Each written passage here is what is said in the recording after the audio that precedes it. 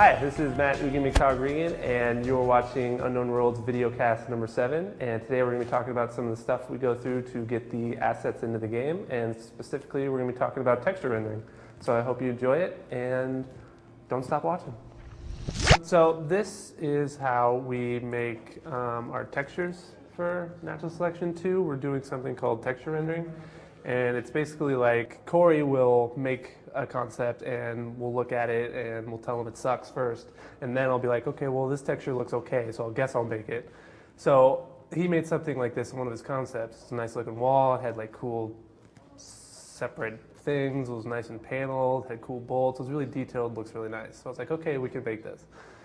So what you have to do is you basically, in 3DO Max, you make everything, you have to, make all the bolts. We have these things called greebles, which are like little things we can reuse over and over, like these bolts. I just copy and paste them basically, and then these ones are greebles as well, and I can use them on other textures. It's really, once you build up a good library, it's a lot easier to make textures quicker. So one of the reasons why we do this is not only to make it quicker to make textures, but it's also the current gen of how you do stuff. You get, when you build a texture like this in 3DO Max and you use texture rendering as your technique, you're getting something called a normal map, which is like how we make flat surfaces look really bumpy and cool. And then we also get a lighting map, which is also called like an AO map. It's like how a light would react to it. We get the shadow detail, and if this is bumped in, it's going to look darker. So what you'll do is you'll render to the texture, and we'll use Photoshop. And in Photoshop, this is the AO map. So this is the shadow detail. And then we will also get a normal map.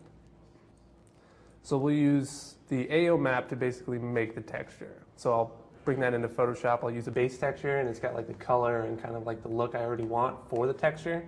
And then I'll take the AO map, we'll paint some more details in, make it darker, lighter in some areas. We'll add some little tiny details, little cool stripes of caution, little nooks and crannies and cuts and rust and really weird, really gross looking stuff people in Natural Selection are used to.